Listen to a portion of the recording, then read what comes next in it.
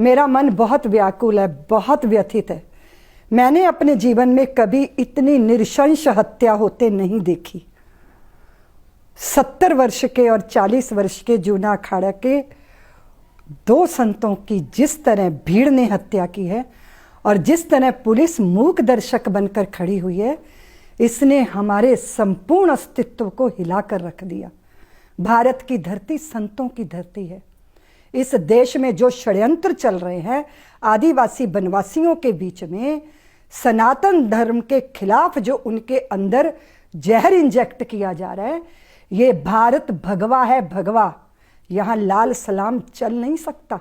जिस तरह आज माँ भारती का हृदय द्रवित हुआ है, हर सज्जन शक्ति व्याकुल हुई है, ये ऐसी विचित्र घटना है जिसने हमारे संपूर्ण अस्तित्व को हिला के रख दिया है। भीड़ इतनी नृशंस नरभक्षी होकर उन असहाय संतों की हत्या करेगी और चुपचाप पुलिस देखेगी, ये कभी सोचा नहीं था।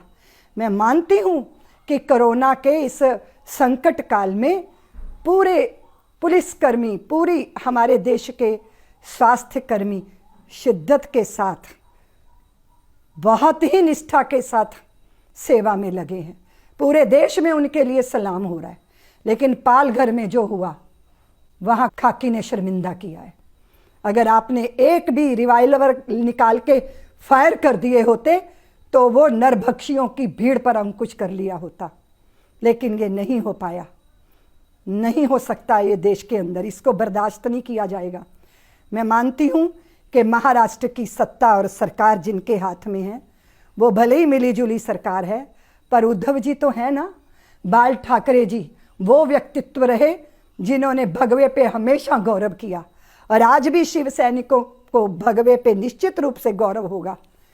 उनको दंड दीजिए जिन्होंने संतों के रक्त से अपने हाथ रंगे हैं। ये ऐसा दंडनीय अपराध है जिसको माफ नहीं किया जा सकता। भारत में ऐसे वातावरण का निर्माण होना चाहिए कि यहाँ दंडनियों को दंड मिले और वंदनियों का वंदन हो। उसी के लिए हैं हम लोग, देश के रखवाले, चौकीदार, पहरेदार, जो भी कुछ हैं। भगवा जब साधु पहनता है तो वो व्यक्ति नहीं होता, सनातन की ध्वजा है भगवा। और सनातन क्या है?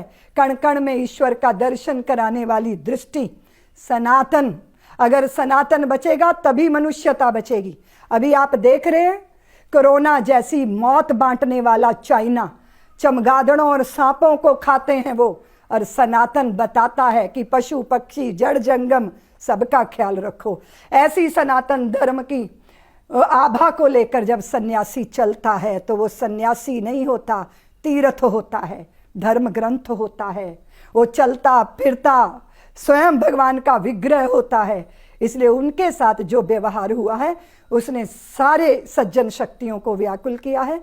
मैं सोचती हूँ जल्दी न्याय मिलेगा, लेकिन उन दंडनियों को तो दंड मिलना चाहिए, पर ऐसी भीड़, नरभक्षी भीड़ बनाने वाली उस विचारधारा को इस देश से समूल उखाड़ कर फेंकिए। ये धर्म की भूमि है, धर्म की ही रहेगी, धर्म ध्वजा वाहकों की ही रहेगी। और धर्म का मतलब एकमात्र पूजा पद्धति से अर्थ नहीं है। धर्म का अर्थ है मनुष्य होकर मनुष्य की तरह जीने का सलीका सीखना, और वो सनातनी सिखाता है और उसका प्रचार सन्यासी घर घर जाके करता है। मैं इतना ही निवेदन करती हुई बहुत भारी हृदय से आप सबसे निवेदन करती हूँ, अपनी भावनाओं पर अंकुश रखिए, कोरोना की महामारी से निपटिए, और फिर बाद में पूरे भारत के अंदर ऐसा प्रचार प्रसार कीजिए कि देशद्रोही, ये इस तरह के देशद्रोही इस देश के अंदर पनपने ना पाए। ये पनपते हैं सनातन का विरोध करके, ये पनपते हैं भगवा को गाली देके, ये पनपते हैं भगवा को बदनाम करके। इन्हें बहुत आनंद आता है जब भगवा की हत्या होती है, पर ये नहीं जानते कि भगवा चिरंजीवी है, भगवा अमर है। इस देश में भगवा सूर्य जब उदय होता है, चंद्रमा जब पूर्ण होता है, हवन कुंड की अग्नि जब प्रज्वलित होती है, भगवा ही तो है। छा जाता है भगवा जब, तो वासना विदा हो जाती है, प्रार्थना का आविर्भाव होता है।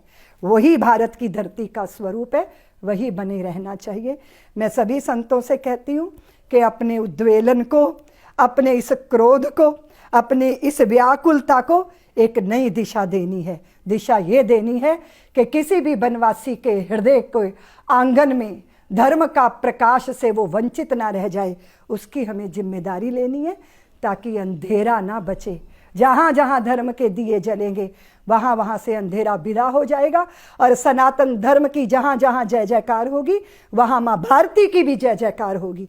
लेकिन हमें इसकी तो ज़रूरत है कि प्रत्येक भारतवासी के हृदय में हमें धर्म का उजास पैदा करना है, ताकि इस तरह की दुर्घटनाओं से देश दोबारा उसे साक्षात्कार करना ना पड़े। मैं इतना ही कहती हुई अपनी बात को पूरा करती हूँ।